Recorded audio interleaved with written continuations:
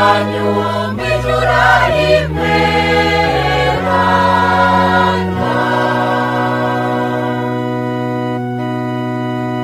Bakristo bavandimwe basangira rugendo, turongeye guhurira hamwe muri iki kiganiro c'ishure y'ubweranda kiri muri kuno kwezi Papa Francisco wacu yipfuje ko kuba ukwezi kudasanzwe ko kumenyesha ijambo ry'Imana, maze tukabigira duhimbaza imyaka 100 ihaciye Papa Benedikito w'15 yanditse ikete rutura cane ryerekeye ivyo kumenyesha ijambo ry'Imana. Mu kiganiro giheruka twarabiye hamwe uko umuryango w'abakarme uterera muri Ekleziya mawe wacu, uko wumva ubutumwa bwo kumenyesha ijambo ry'Imana mu kwihehweza ingene ivyo vyagenze mu buzima no mu butumwa bw'umuhanuzi Eliya yaduciriye amakanda, maze n'iragi yasize ku musozi wa Karumeli rikaba ari ryo tugenderako kuva tugitangura. Dutera iyindi ntambwe rero turabe uko abakarme bagiye baravyiyinjizamwo mu binjana vya mbere vy'ivuka ryabo. Ubwa mbere abatanguye umuryango wa Karumeli ku musozi witwa gutyo nyene bari bavuye mu bihugu vy'Uburaya, bagiye mu gihugu ceranda bajanywe no kugwanira imva n'igihugu vya Yezu Kristu kugira ngo ntibigwe mu minwe y'abayisilamu bariko barahabura izo ntara, gutyo ntibahumanye aho Yezu Kristu yataye uruzogi, hakaba ari hadupfirira, hakaba ari nahazukira. Ico gihe rero niho biyumvisemwo uwundi muhamagaro wabereka neza ko ikibanza cabo atari ico kugwanira Yezu Kristu wishimikije imiheto ya hano kw'isi, ari ico kwamana hafi nawe mu bunywanyi bw'igisabisho, maze urugamba rwiwe rukaba ari rwo rw'iwawe, kurya kw'abantu ba Somambike bamanitse agashambara hamwe inda zikagenderanira, akabakiye umwe kakaba ariko karaza bose badasinziriye. Iyo rero niyo yabaye inkomoko ya mbere yuko abakarme bumva ubutumwa bwo kumenyesha ijambo ry'Imana, nukunywana na jambo w'Imana mu gisabisho, mu twigoro twa buri munsi, mu ngeso nziza no mu kwinovora ukanyengeterwa n'ijambo ryiwe, kugira ngo ugushaka gukiza bose no kwitangira bose bibe ari byo bikururumbamwo. Mu myaka n'ibinjana vyakurikiye, kumva gutyo ubutumwa bwo kumenyesha ijambo ry'Imana nico caranze abakarme, maze bagenda barabinonosora uko imyaka n'ibinjana vyagiye birakurikirana, gushikaho Tereza Mweranda w'Iyavira yavyise ubutumwa canke igikorwa c'urukundo. Abivuga muri ca gitabo benshi bita igitabo c'ubuzima bwiwe, ariko we yivugira ko yashaka kwita ico gitabo icivugo yivugamwo impuhwe Imana yamugiriye. Muri ico gitabo rero niho dusoma uko kumenyesha Imana kwitwa igikorwa c'urukundo, uba hafi ya Yezu Kristu kugira ngo ibiri mu mutima wiwe vyo gukiza abantu biba ari vyo bikuraza ishinga, mu kigabane c'11 ku murongo wa mbere. Kandi uretse n'abakarmelita bavyita gutyo nka Tereza w'umwana Yezu, muri iyi myaka itwegereye n'ibihangange mu kunonosora no mu kumenyesha ivy'Imana batumenyesha ko igikorwa ca mbere cyo kumenyesha Imana ari igikorwa c'urukundo ntangere rutuma kuguma imbere y'Imana, kuguma mu nyonga zayo, kuguma uhanze Imana mu gisabisho, maze kukaba ariko gutuma wama ivyamwa atari ivy'iwawe ariko ivyamwa vy'imbuto y'Imana, canke twovyita ivyamwa musangiye n'Imana wewe uba wama hafi. Muri abo bantu b'ibihangange batubwira gutyo, twokwibuka nk'uwava mu gihugu c'Ubusuwise yitwa Hansus von Balthasar, yanditse agatabo keza cane kitwa Urukundo rwo nyene nirwo rwo kwizerwa. Ivyo navyo duhejeje kuvuga vy'uko igikorwa co kuba umuhangamana ari igikorwa ca mbere co kumenyesha Imana, tubisanga mu kigabane c'8 c'ico gitabo. Hanyuma ico kikaba ica mbere. Ica kabiri, ukumenyesha ijambo ry'Imana nk'uko abakarme bagiye baravyiyumvamwo, ni ukwitwararika abandi. Iyi ntumbero yo kumenyesha ijambo ry'Imana rero, ushira imbere ukwitwararika abandi ukaniyibagira, yazananye inzira nyinshi muri kahise k'abakarme n'abakarumelita biyugaranye basabira igihugu c'Imana. Ubwa mbere byazananye inzira yo guhunga bava muri Palestina. Bamwe bari baratanguye kuva ku musozi wa Karumeli baja kugerera mu bihugu vy'i Buraya. Bahunga kuko muri Palestina abayisilamu batera bahabura aho bari barashinze udusago twabo. Bashitse mu bihugu vy'i Buraya rero, itegeko ngenderwako ryabo ryarindi bari bahawe n'umweranda Roberto w'i Yerusalemu riraheza rirasubirwamwo kugira ngo rijane no kubaho gushasha bari bagiyemwo, ariko ridatitutse mu nsitso yaryo.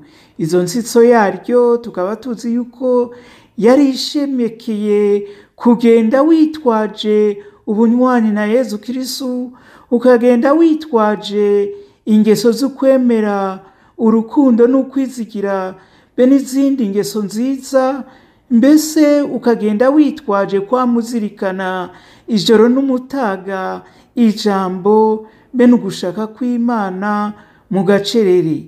Iryo sitso rero rigumaho.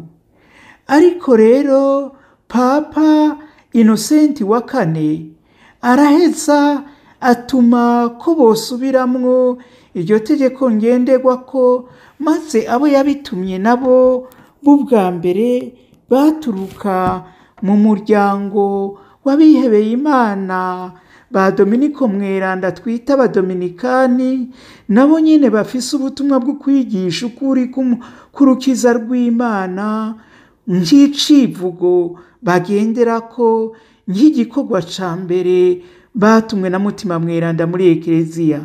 Maze rero n'abakarume mwisubirwamwo ry'itegeko ryabo baca begerezwa uburyo bwo kubaho bw'abadominikani n'abafransisikani.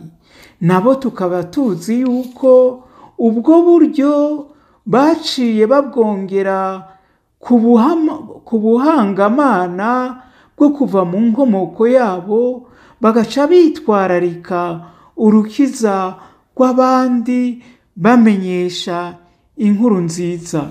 Ntibigeze rero badohoka mu gufatanya izo ntumbero zibiri zo gutegera imenyesha ry'ijambo ry'Imana. No mu kinjana ca 16 Karumeli ivuguruwe na Tereza w'Iyavira Mweranda twita Tereza wa Yezu. Ikarumeli y'abagabo turazi ko yavuguruwe imyaka 6 ihaciye havuguruwe iy'ababikira, kuko iy'ababikira yavuguruwe mu 1562, iy'abafurera nabo ivugururwa mu 1568 iduruwero hafi y'Iyavira. Maze ababikira turazi ko biyugarana, ariko abafurera bavuguruwe harimwo Yohani w'umusaraba na bagenzi we batanguriye aho iduruwero gufatanya ugusenga cane bihereranye hamwe n'Imana no gushaka kwayo kurabanyura kurabahindura, maze baca babifatanya rero no kwigisha. Tereza w'Iyavira yari yarabayoboye mu gutangura iryo vurugurugwa, niho yaja kubaraba uko babayeho, akanahimbagwa cane n'ukuntu baja kwigisha mu mihana iri ku birometero ndwi no gushika ku birometero 9, bamenyesha ijambo ry'Imana bimutera agahimbare kenshi. Abivuga mu gitabo c'ishingwa ry'imibano mu kigabane c'14 mu ngingo y'8.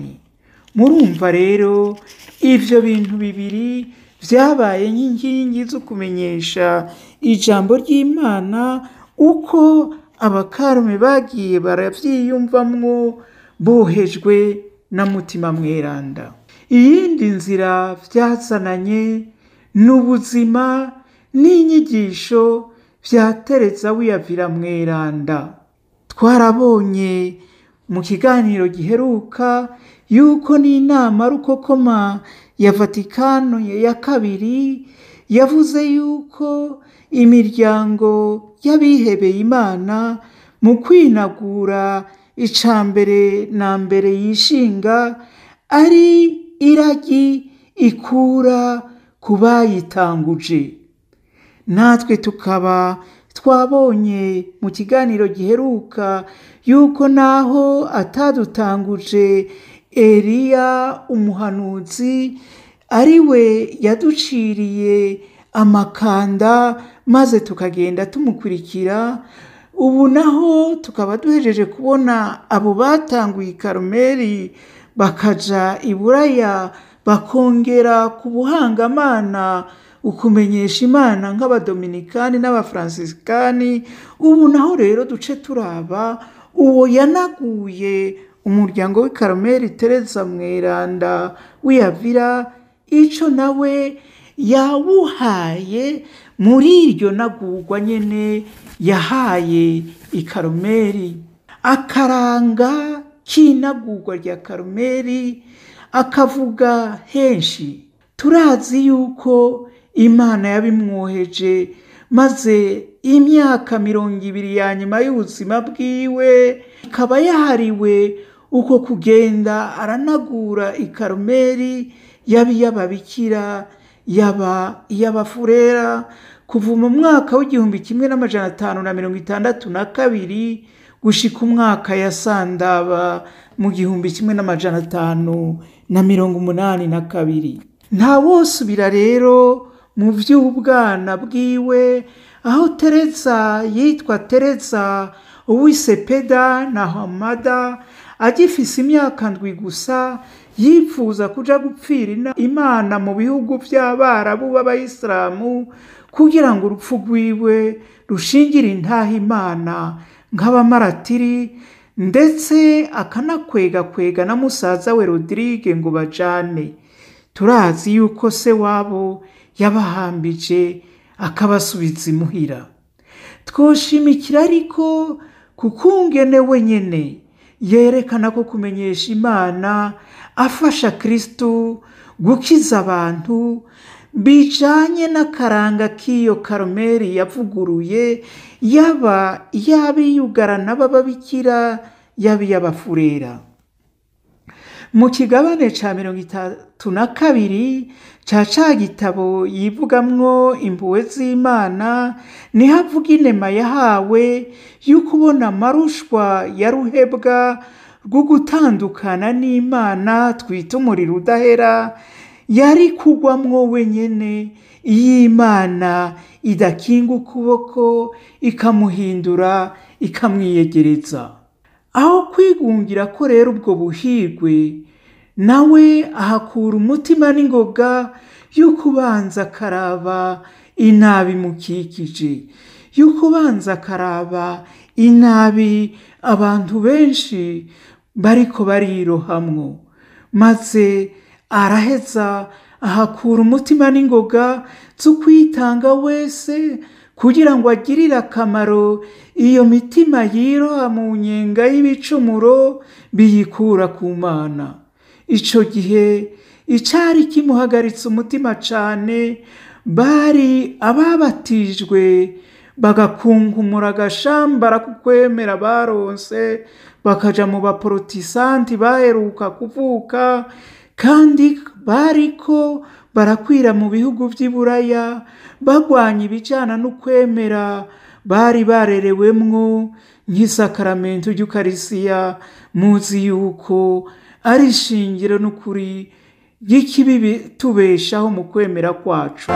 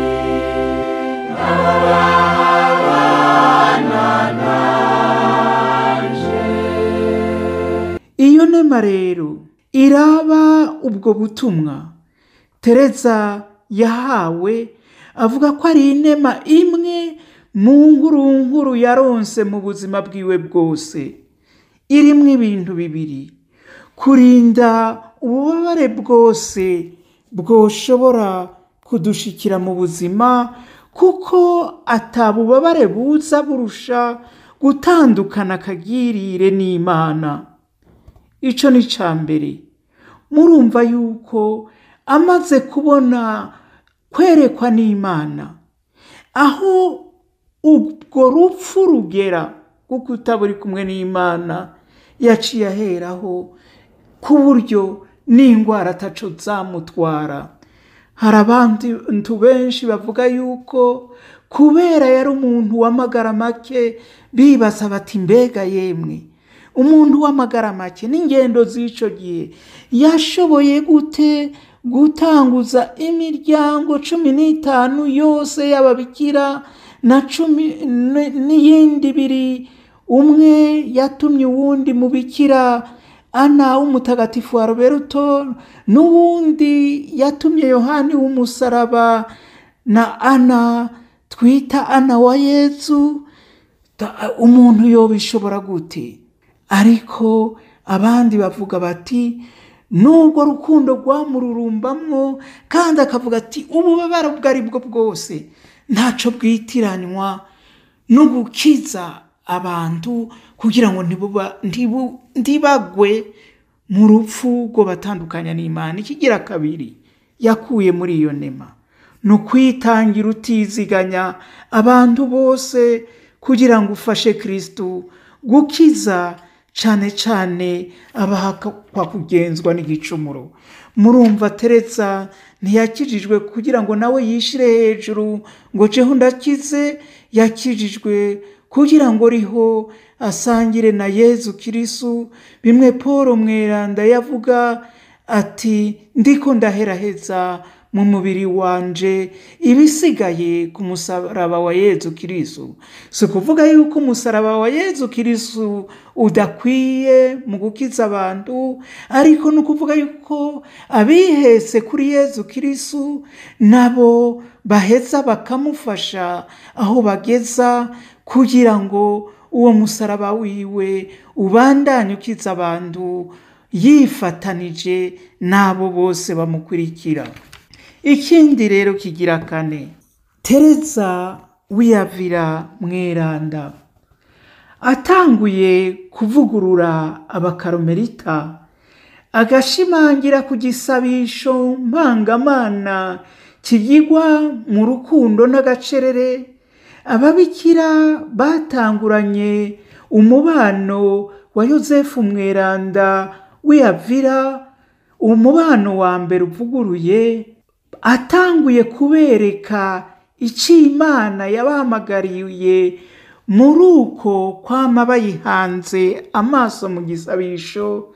Baramusavye bati twereke ingene iyo nzira y'ukuba umuziranenge yegereye Imana twoyikurikira mu gisabisho. Nawe ntiyaciye yirukanwa ngo avuge ngo mutangura kugira ica mbere n'iki, ngo ica kabiri n'iki, ngo ica gatatu n'iki. Oya, yatanguye abereka uruhara rwabo ruba uko kugumana na Kristo mu gisabisho c'intatezuka n'intakebaguzwa. Ico atangura kubereka ico bamaze muri ekleziya kandi bakakimarira abantu bose. Murumva ibi birahambaye. Avuze ati, bamubajije bati twereke none uko twokora ico gisabisho. Ni nk'uko yo babwira ati muri bande none mu ekleziya y'Imana? Ekleziya ibakeneye kwiki? Muri bande mu gihugu c'Imana? Igihugu c'Imana mwokimarira iki? Maze rero araheza ababikira abereka ko barazwi ishinga n'abahakwa gutsindwa n'igicumuro, bakabamiza ku muzirikanyi, bakanarazwa ishinga n'ivyo ekleziya ikeneye, bagwanira ukwemera mu vyo bandika no mu vyo basigura. Murumva Tereza ivyo yabibwira abakenyezi muri ico gihe batari barekuriwe gusigura canke ngo bandike bagwanira ukwemera. Ati rero mwebwe mukorana nabo, mu gukorana nabo sukundi nukuja harya imbere ya Yezu Kristo, maze mukaguma mumuhanze amaso kugira ngo ashigikire abo bariko baramugwanira bakoresheje ijambo ryayo, bagakoresha n'ikaramu, bagakoresha n'ubwenge bwabo. Aranongera ati mu kugira ivyo rero ntimwiyumvire mwebwe nyene ngo muba ari mwe mwishira imbere mwe n'ivyo mukeneye. Raba ivyo imitima iriko iraganzwa n'igicumuro ikeneye, raba ivyo ekleziya ikeneye, raba ivyo abagwanira ukwemera bakenera. Tereza rero aho arahashimangira yivuye inyuma, gushikaho avuga ko hari abiyubara kwisabira bibaza ngo biyibagiye, boteba mu vyo kuriha ivya gutyororwa mu mwanda w'igicumuro mw'ipurugatori. Tereza abo arabakurira inkoni ku gishitsi. Ati bintwaye iki kuguma mw'ipurugatori gushika ku munsi w'urubanza, niba mu gisabisho canje nahawe urukiza, naho rwoba ari urw'umuntu umwe gusa, mbishwe nagiriye iciza benshi, kandi kugira ngo Imana ininahazwe gusumba. Murumva Tereza rero yatanguye kuvuga ati muzoshika mu nzira y'ubuziranenge musenga, igihe muzoshira imbere abacumuye kandi abariko baraganzwa n'igicumuro bashobora kwica ku bunywanyi bw'Imana bakayiba kure. Muzoba muriko muratera imbere muri iyo nzira y'ubuziranenge nimwiyibagira mukibuka ekereziya n'ibiyihanze amaso. Muzoba muriko muragendera muri iyo nzira y'ubuziranenge nimwibuka gufashanya n'abo bose muri ekereziya bariko baramenyesha ukuri k'urukiza rw'Imana bakoresheje ibyo bize, bakoresheje ibyo bavuga, bakoresheje n'ibyo bandika. Murumva rero yuko ibyo bintu bine tubonye uno munsi bigenda bisaga kuri bya bindi twategera mu kiganiro giheruka. Ibyo bintu bine tubonye uno munsi ni uko kuva mu ntango, kuva mu ngomoko, abakarume bategereye ko kunywana na jambo w'Imana mu gisabisho, mu twigoro twa buri munsi, mu ngeso nziza no mu kwinovora ukanyengeterwa n'ijambo ryiwe, kugira ngo gushaka gukiza bose no kwitangira bose biba ari byo bikururumbamwo, arico ca mbere umuntu yogira mu kumenyugwa no kumenyesha ijambo ry'Imana. Ica kabiri twabonye nuko umuntu yokwitwararika urukiza rw'abandi bose mu kumenyesha inkuru nziza, kurya abakarume bageze i Buraya begerejwe abadominikani n'abafransisikani babigenjeje. Ubugira gatatu nuko kuva mu karanga k'inagurwa rya Karumeli, Tereza yatweretse yuko ari kuraba amarushwa adukikije y'abantu igicumuro kiriko kiriganzira kanatsinda na twebwe Imana itatwubitse kw'ibiganza vyayo, twohava dutsindwa n'igicumuro maze tukama twitwararika kwitangira umuntu naho yoba umwe. Ica kane twabonye yuko inzira y'ubuziranenge igizwe nuko kwitwararika gusabira abandi, gusabira ekereziya no gusabira abagwanira ukwemera. Tuzoheza rero tubandanye kuzirikana mu kiganiro kizokurikira ingene Tereza by'ukuri yashizemwo no kuja kumenyesha Imana ahandi be no gusabira abari kure. Tubandanye rero tugire ukwezi kwiza kudasanzwe kugusaba kugira ngo imenyeshwa ry'Imana rikwire hose, ku buryo mutima mweranda wenyene yosha abantu bose kuja muri uwo mugambi w'Imana kugira ngo abantu bose bakire.